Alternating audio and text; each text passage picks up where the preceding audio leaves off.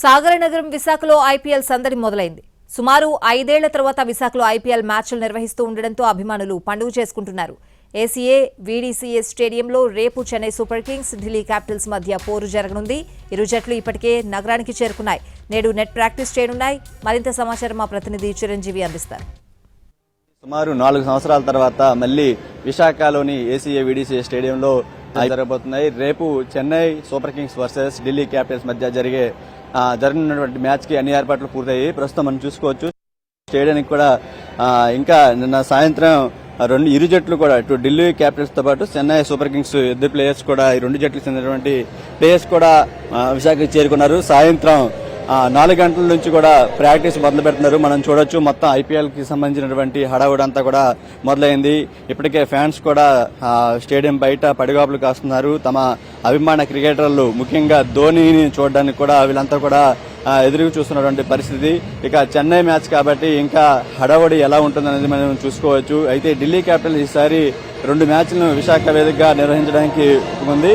3వ తేదీన వచ్చే నెల 3వ తేదీన కూడా కోల్కతా నైట్ రైడర్స్ తో జరగబోయే మ్యాచ్ కూడా ఢిల్లీ అక్కడ ప్రాతినిధ్యం వహిస్తుంది. మనం చూసుకోవచ్చు ఇప్పటికే అభిమానులంతా కూడా ఇటు చెన్నై అభిమానులు కావచ్చు, ఇటు ఢిల్లీ అభిమానులు, ఇటు పంత్ వీళ్ళంతా కూడా అభిమానులు అంతా కూడా చాలా వరకు ఆసక్తిగా ఎదురు చూస్తున్నారు. మనం చూసుకోవచ్చు మొత్తం సుమారు 28,000 మంది కూడా చూసి మ్యాచ్ ఎందుకు అన్ని ఏర్పాట్లు చేస్తున్నారు. మరోవైపు మనం చూసుకోవచ్చు చైర్లన్నింటినీ కూడా కొత్తగా సుందరీకరంగా దించినటువంటి పరిస్థితి మనకు కనిపిస్తుంది. అయితే గతంలో చూసాం ఐపీఎల్ మ్యాచెస్ అన్ని కూడా చాలా వరకు ఇక్కడ జరిగినటువంటి మ్యాచ్లు అన్నింటిలో కూడా భారీగా పరుగుల వరద పాడింది. ఇక చెన్నై కూడా మంచి ఊపమే ఉంది. అదేవిధంగా ఢిల్లీ కూడా పూర్తిగా అటు బ్యాటింగ్ లోను బౌలింగ్ లోను కూడా పటిష్టంగా కనిపిస్తుంది.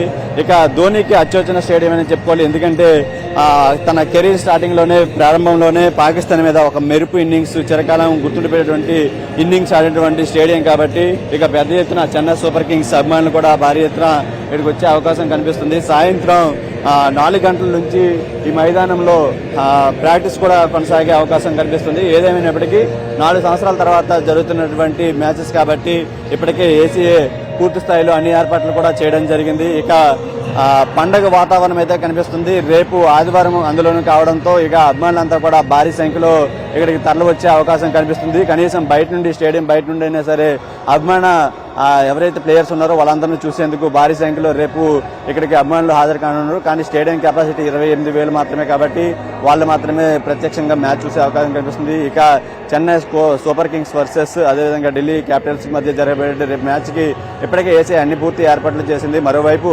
ట్రాఫిక్ సంబంధించినటువంటి అన్ని జాగ్రత్తలు కూడా తీసుకున్న పరిస్థితి కనిపిస్తుంది. ఏదేమైనప్పటికీ రేపు ఆదివారం అందులోనూ మ్యాచ్ ఐపీఎల్ మ్యాచ్ కాబట్టి పూర్తిగా క్రికెట్ ఫెస్టివల్ అనేది విశాఖలో కనబడబోతుంది. రవితో చిరంజీవి ఎన్టీవీ విశాఖ నుంచి.